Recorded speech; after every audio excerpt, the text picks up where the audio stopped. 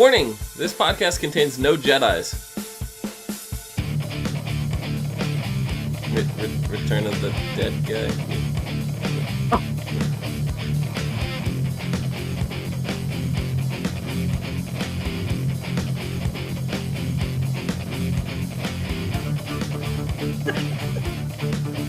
What's up, everyone, and welcome to the iZombie podcast for seen on TV. iZombie season 3, episode 10. Return of the Dead Guy. Here we go. Wow, that was just. iZombie is an offshoot of a DC comic brand, so I mean, Deadeye. What? Yeah. It could have happened. We don't know. Deadeye? I'm seeing things. Is it Deadeye Marvel? No. Deadshot is DC. Oh, maybe. Okay, whatever. It's whatevs. It's fine. I don't know. I swear like I was seeing things, like something in your background moved or something. That was so weird. Mine? Yes. Who's moving? Is your morgue haunted? Who's moving? No, like there's that little like blue thing in the background on the wall behind the faucet. Other way. No, other side. The other side. It's like a navy blue. I see it. Yeah, that thing right there. I mean, there is a random lady in his background. Like, has she been there the whole time? Yeah, no, she's been there. She's been there forever. Oh. She's been. What's her name? Is that Suzanne? Suzanne Summers. Oh, okay. Yeah, I don't know. So, what'd you guys think of this episode? Well, that ending. Man, I just like the whole thing with Donnie and trying to save him, and then Blaine and Liv in the car smashing each other. I'm surprised that's the first thing that Kim brought up and not the naked Fort Lust. There was a lot of the whole scene where with Peyton and Liv like goats her, and then she goes all to town, and it's like. And then they don't stop after the vision, which is really freaking weird. You guys are only best friends here, okay? You weren't even a good best friend in the first season. I don't know why this is happening. They did get super close, like all of a sudden. Yeah. So it's okay, you're a zombie. We can just do this stuff. It's fine. I have no limitations anymore. You're a zombie. I love she makes jokes about it all the time now. She always makes like just.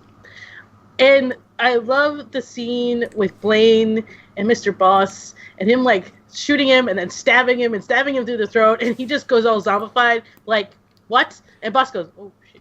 For me, the best scene was the beginning, where we have Mr. Boss's wife, who's on the phone with her lawyer looking for the money, talking about Mr. Boss. Talking about him and how she knows he's got to be dead and he better be dead and all this. And he just goes downstairs and, he lets himself in, goes downstairs, goes down into the basement, opens up her dress box. It sizes something or other that she's clearly not wearing anytime soon. Mm-hmm. And that's where he kept all the money hidden. I mean, see, that wouldn't work for me because I go through my clothes all the time. All the time. I go through and be like, oh, maybe this will still fit. I'll put this on the rack, and, this I don't want anymore at all. I'm going to give this to Goodwill. I do this often. I go through my clothes often. So this particular situation, I would have found that briefcase of money already. And I probably would have used it by now. Yeah, not all women are like that, though. No, I know. So there are some that, I really like this dress, this sentimental, this, that, puts it in a storage bin, puts it in the basement. Everything that goes in the basement sits in the basement. As much as you say you're going to go through the stuff in the basement, you never go through the stuff that's in the basement. Believe me, I have stuff in the basement that I intended on going through that was packed up in 2003. And guess what? It's 2017, and I have not touched the box yet. So, yeah. I guess I just kind of get like that OCD burst, and then I just start organizing like crazy, and I have to go through things. I don't know. I'm weird. I have a bunch of tubs of like clothes and stuff. I obviously went through when I moved and stuff, but there's another tub that I left in the living room, and it's been sitting there since we moved in here because I forgot that it was like, and there's clothes in that too, and I haven't touched it. Life gets busy. Yeah. So there you go. Yeah, but no, it was great. And then Mr. Boss, with the whole interaction with Blaine, stabbing him through the neck, and like he didn't believe. Like I'm a zombie. No. I'm eating brains. Like, can't you see? I'm totally You're oblivious. A cannibal? Still. Yes, technically. A serial killer. Once again, technically. No, but like he still didn't believe that he was a zombie through all that, and he tried to kill him by sticking the spike, whatever. It was like an ice pick or something. Yeah, ice pick through his neck. And it wasn't until then that he realized, okay, well, where do I sign up? Yeah. I love the zombie transition.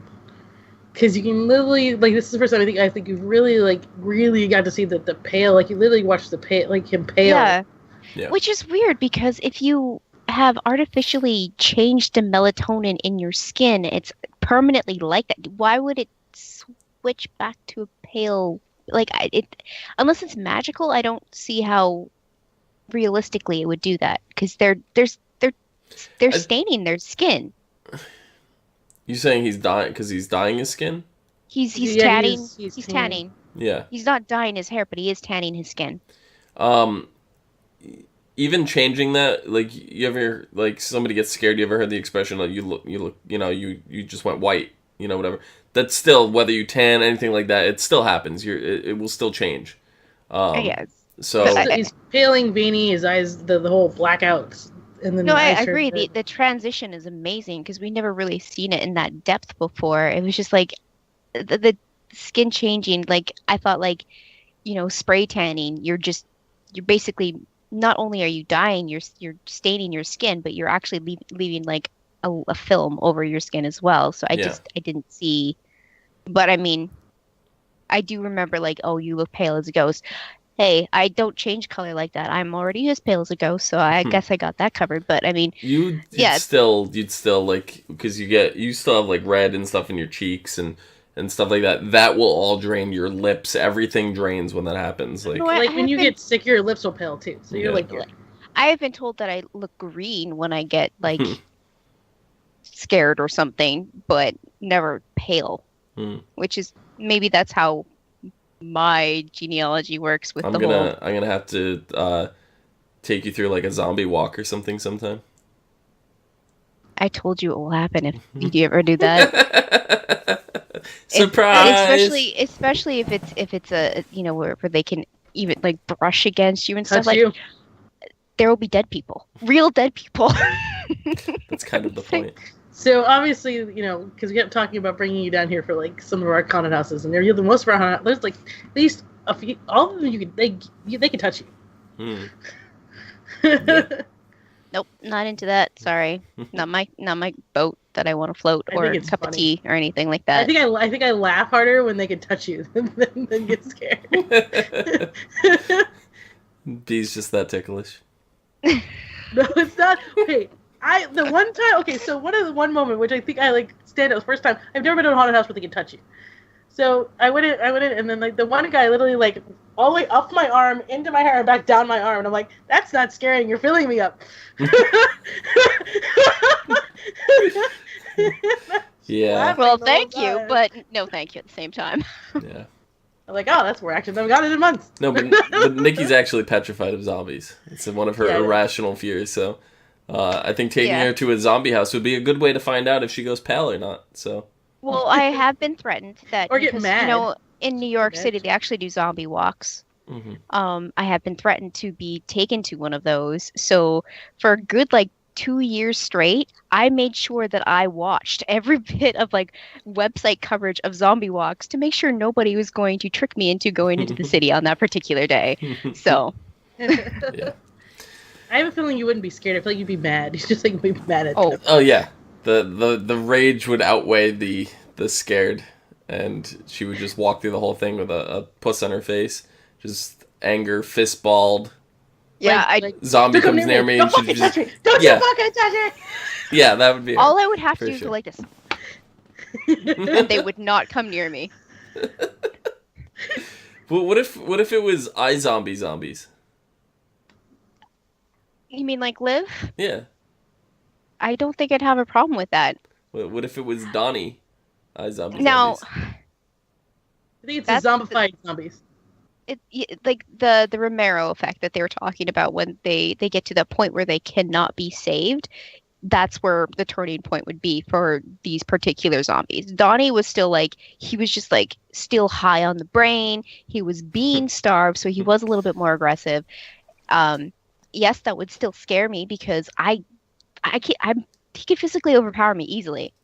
Probably even if he was human still, he could probably physically overpower me. So, yeah, I would still be really terrified of Donnie's if I was involved in that scene, that particular scene where he's hung up like Jesus or whatever. Like, it was just like, but I felt really, really bad for him because he was there, but he was not there, and he was just really, really hungry. But at the same time, he's like, he wants to be saved. He's kind of coherent, and then next thing you know, he's screaming about Nazis and he's being live broadcast on an internet show. Still on the World War II brain, like that. That was great. That was good. Mm-hmm. Has he been alive since World War II? Are they immortal? I mean, Robbie knew, but he wasn't going to say anything. So he was just like, oh, don't look at me. I don't know anything about the zombies. My favorite with Donnie was when he told Robbie that he had the phone hidden between his butt cheeks. It was taped between his butt cheeks, and Robbie actually reached in and he's like, sorry for the swamp ass. And he took a nip out of his net on his head. Yeah. Well, he was that hungry. He was trying to get him, trying to catch him off guard. But in reality, the phone was just hidden in his sock. And they're worried about zombie scratches and stuff like that, so they're not checking, thoroughly taking socks and shoes and all that off like the same way you would, potentially I think check. It was also still like, it was part like Robbie being, throwing himself in there. He's like, I need to test him. I need to do this stuff to him to make sure he's not gonna, or figure out something and sedate him and stuff like that. So like, I don't think they really had the time to check him more than just like his pockets. Yeah. Yep. Well, the good thing he had the phone because Robbie's phone was taken away from him, so he had no way to contact anybody on the outside. Mm-hmm. He couldn't remember Liv's phone number, so he instead had to deal with calling for Blaine, and Blaine was able to recruit Liv, and that scene was hysterical with the cigarette in the lighter, car. Oh my god! Well, then she just turns and just goes, "What? What?" He's just smashing his head on the dashboard. The heavy metal music started playing. Oh, it was hilarious. Literally headbanging. Mm-hmm. Oh, it was great. After they both zombied out, they're like sitting there like, growling, like working themselves up, like, oh yeah, we're gonna do this. Like some athletes, they get really into like their workout and like they just like have to hype themselves up and they start grunting and groaning and shaking and like thrusting and stuff. It's like that's the kind of thrusting. Yeah, like their arms thrusting. No. Arm thrusts, not thrusting with the pelvic area. Pelvic thrusts. No, yes, that's how all athletes prepare. Maybe some do, who knows? I'm not judging, but... Oh, shit. Every NASCAR driver starts thrusting before they get in their car. Every batter that goes up for bat starts thrusting before they get to the bat. You know what? Kim can't unsee this now. She can't. She cannot. Every WWF wrestler as they're walking down to the ring. That would be actually, I could see that happening as they're walking down with their music. That's more do it for real. That's more possible. I can actually see that happening. It was a NASCAR driver. Just... As they're walking around their car to get inside. I mean, that's what we do every podcast to warm up. That's what our pre-show consists of. I just killed Kim.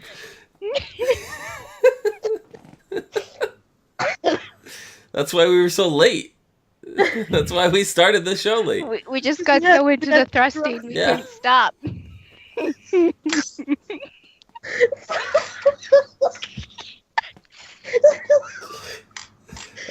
don't even know anymore. I don't even know. But someone who wasn't thrusting was Ravi. He was shitting his pants. He had the gun pointed in his face, but he stood his ground. Gotta give him credit. He stood his ground. He does not want anything bad to happen to Donnie. He does not want him to permanently get taken over.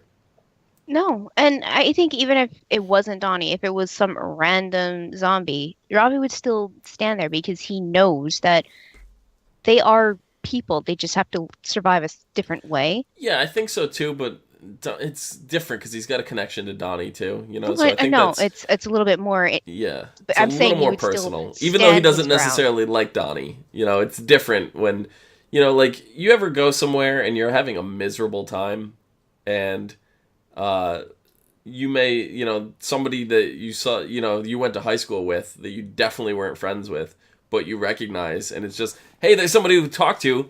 We have something in common because we went to school together. Oh, I haven't seen you since high school. What do you been? You just have a conversation because you're miserable. I'm not saying if you're somewhere and you're out and you're having a good time, you're not going to seek that person out. But if you are literally stuck like at a wedding rehearsal or something, and it's slow, and you're waiting for and you're bored, and you're just like, get me out of here. And then you see somebody that you haven't seen in forever that you didn't necessarily know. You're gonna talk to them. You're gonna strike up conversation just because it's something. So, like, even though he's not best friends with Donnie, it's still, there's some familiarity. Same thing. Like if you're in some kind of situation where, unfortunate circumstance of, like somebody's got two people at gunpoint, and one person's a complete stranger, the other person's somebody from school, and you had to choose one person to live or die, you're probably going to go with the person that you at least went to school with, even if you didn't talk to him, just because there's some kind of connection, to live. I don't know. I don't know, but it's just something familiar about it. So. No, I understand.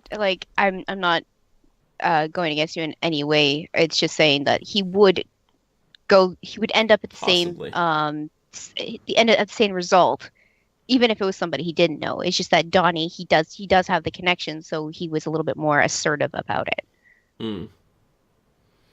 Yep.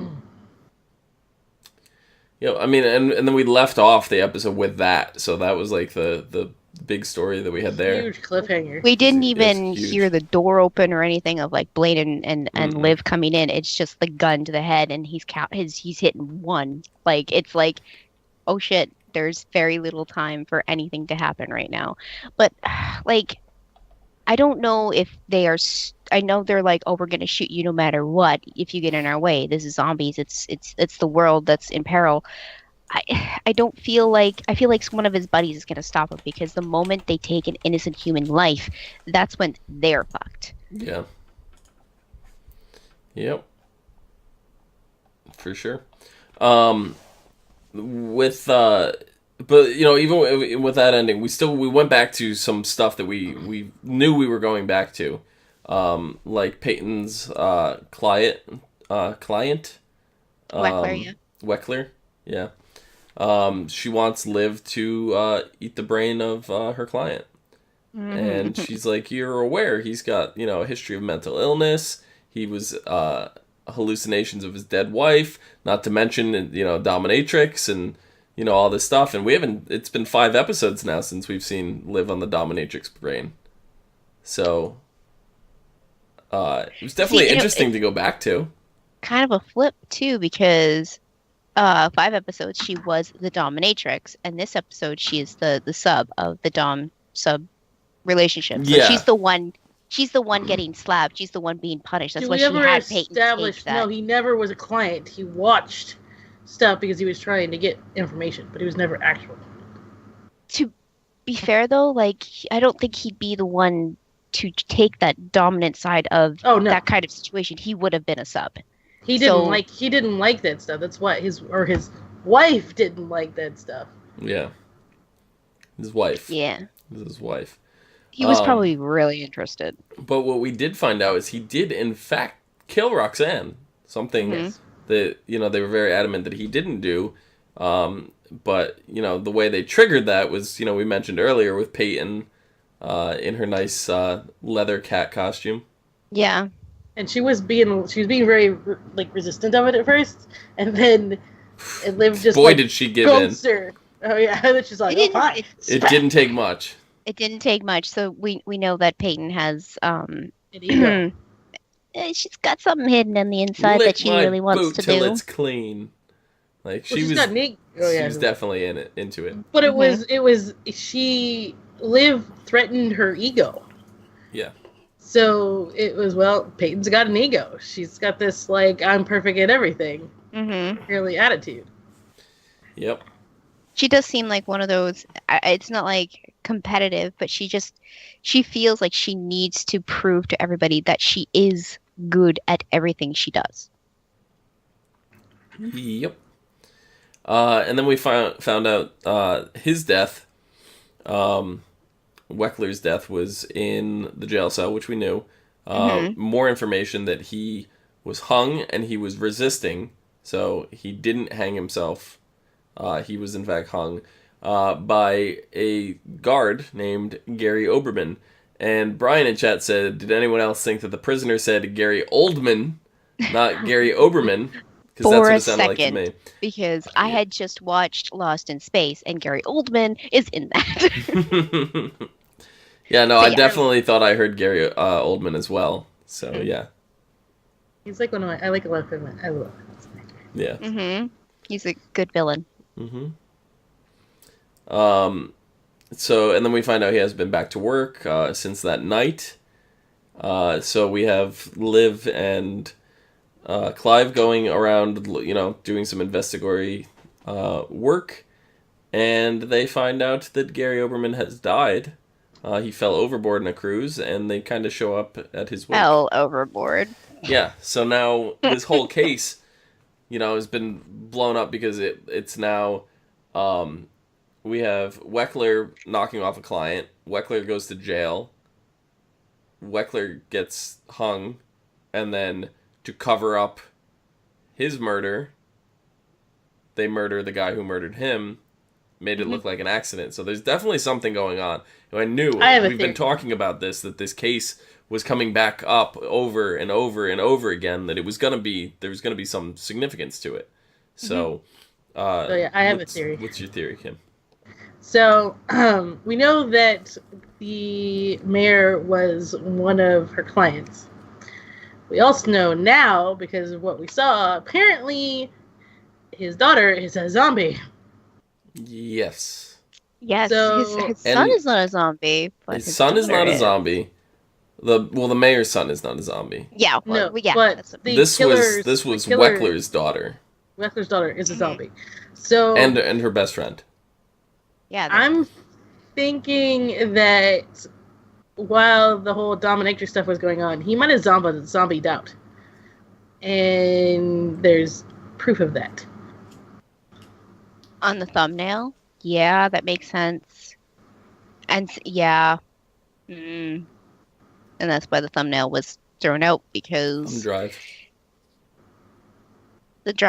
It was a thumbnail. Wasn't not a thumbnail. Thumbnail is attached to your thumb. What? We know what you meant. Whatever. Mr. I can't get names right. So anyway. Yeah, let's talk about your whole mess up of your intro. Thumb drive. Return.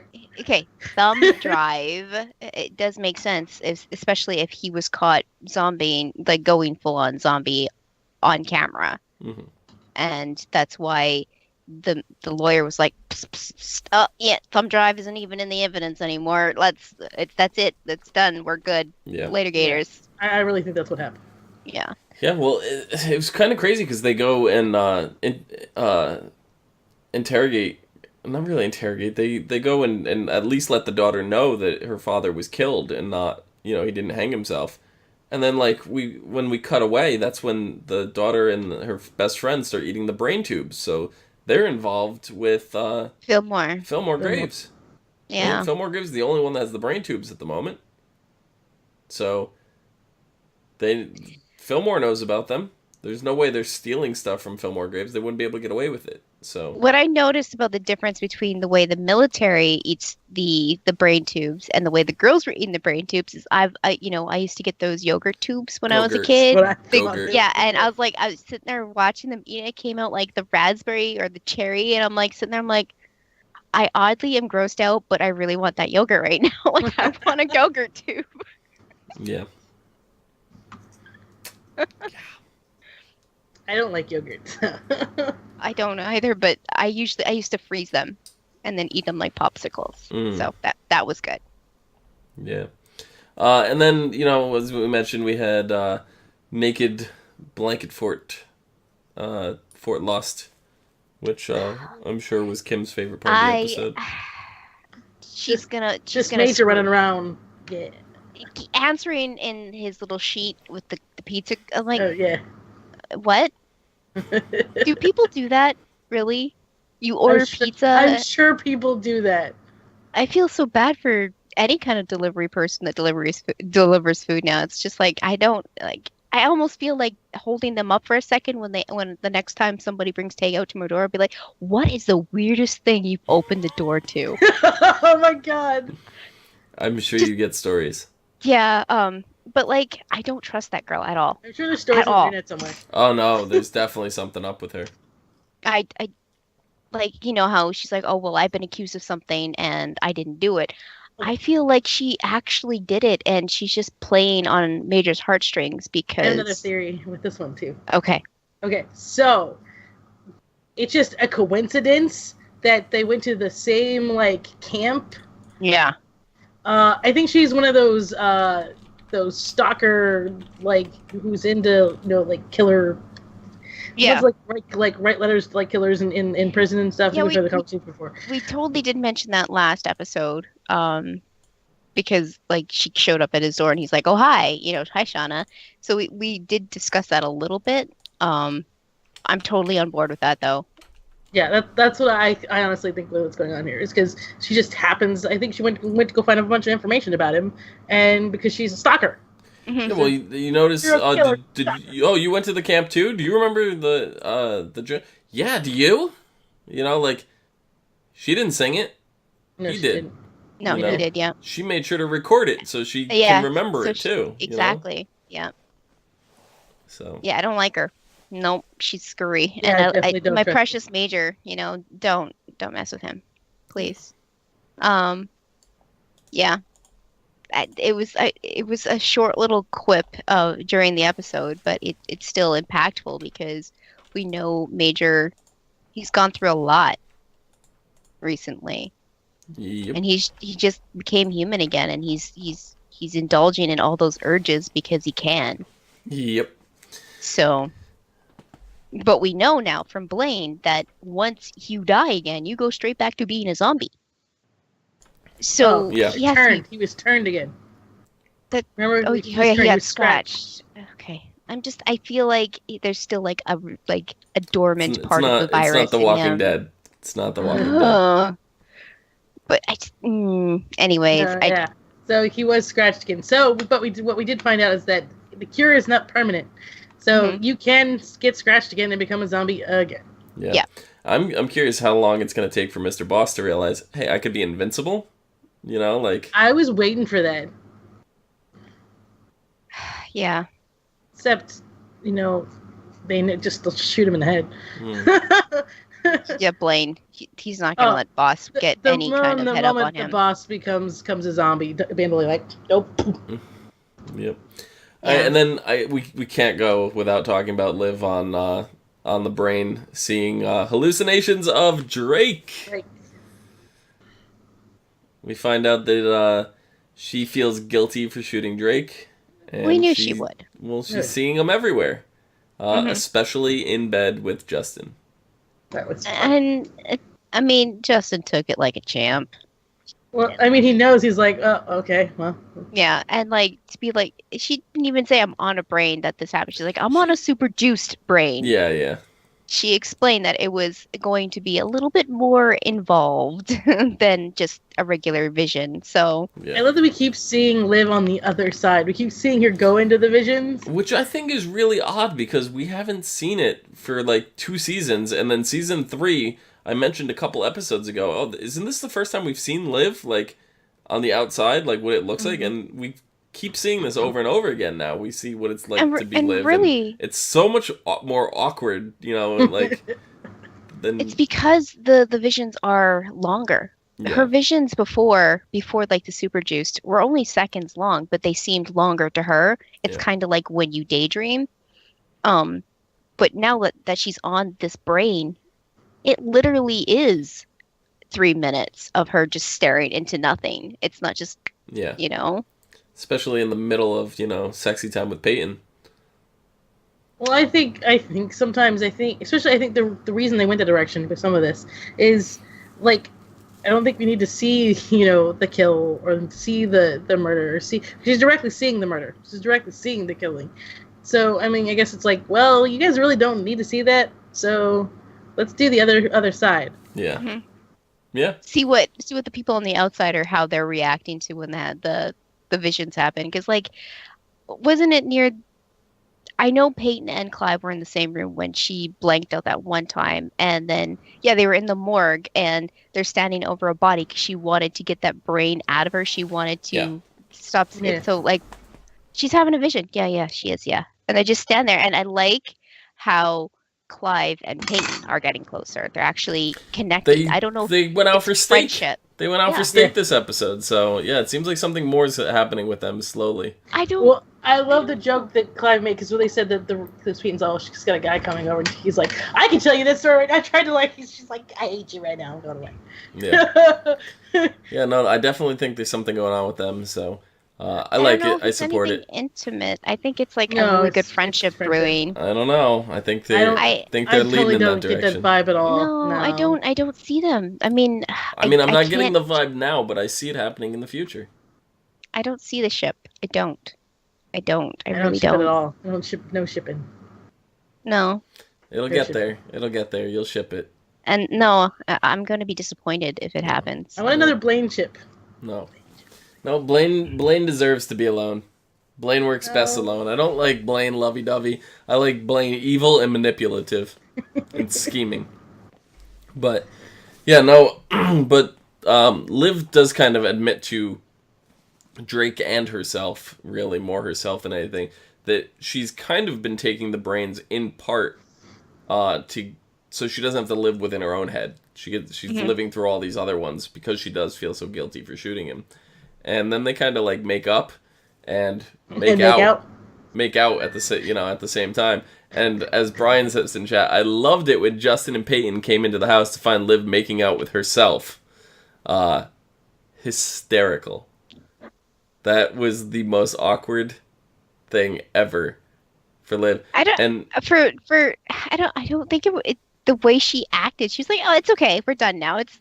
She waved like it was like all done. Hey, Justin, let's go to the bedroom. Like there's like no. Well, Justin was like, "Should I be jealous?" And she's like, "Nah." It's just like but like you got to think too. Like it's really cool of Justin too. To like some guys out there would be like, you're fantasizing about your ex and and you're making out it'd start a big fight, but he just kind of laughs it off. He knew the limitations and he knew what was going to happen on the brain, and then knowing that it was super juiced, he knew because he knew from the dominatrix brain too. He'd heard stories, so and plus he's probably been a zombie for a pretty long time, and he knows what happens on the hallucinations. So Justin is the best guy for her right now. Yeah, he really is. I'm just hoping he wasn't the one who stole all the cures. Oh, no shit.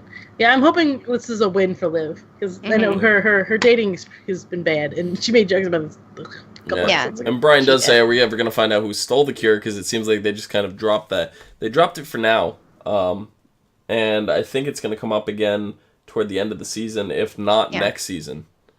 There's a lot of pressing issues that are going on right now that are kind of more important into the forefront.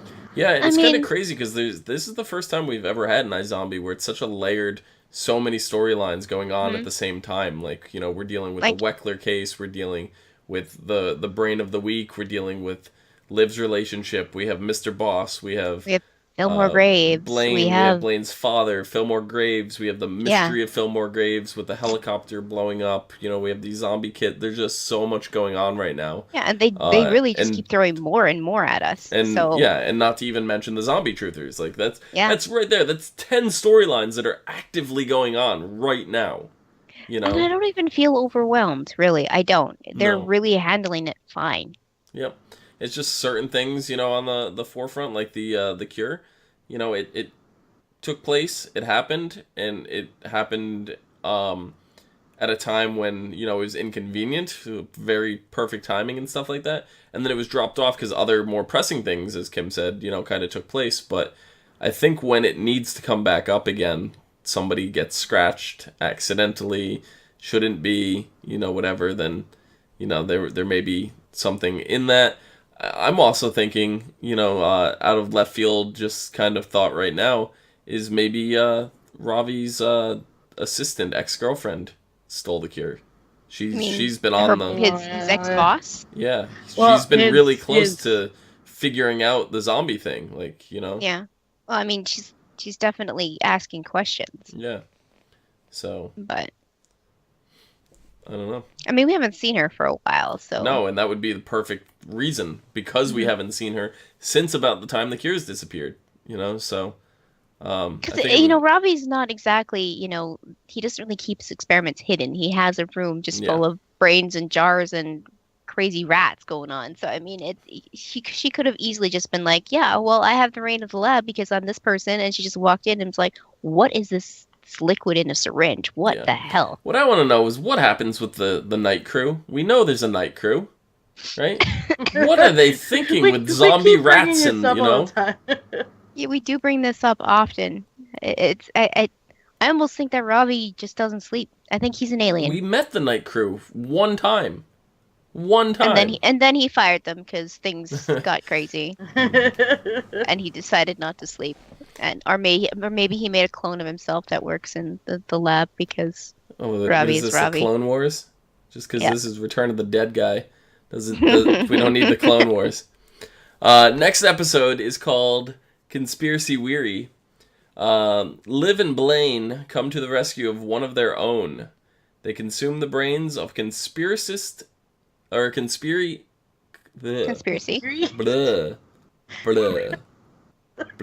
I'm Dracula. Okay, Dracula. The brains of a conspiracy theorist, and paranoia ensues.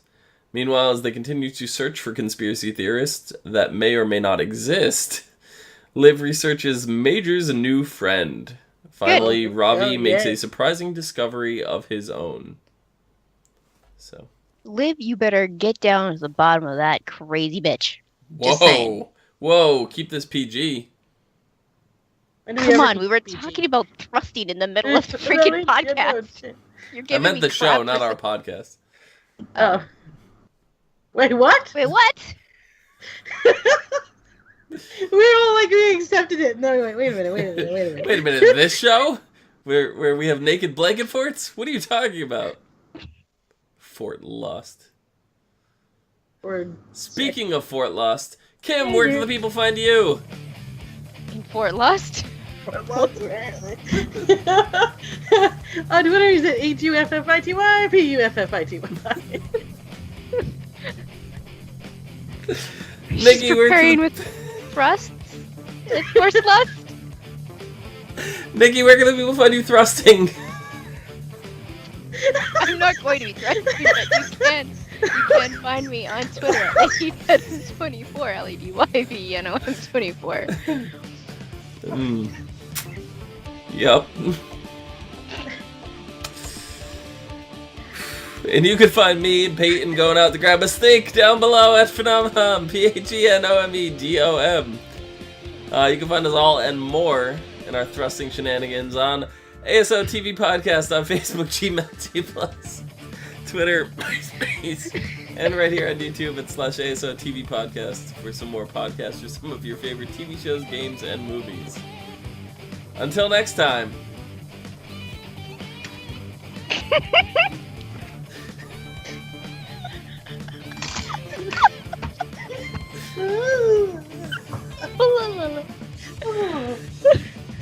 What just happened? Thrusting. Okay.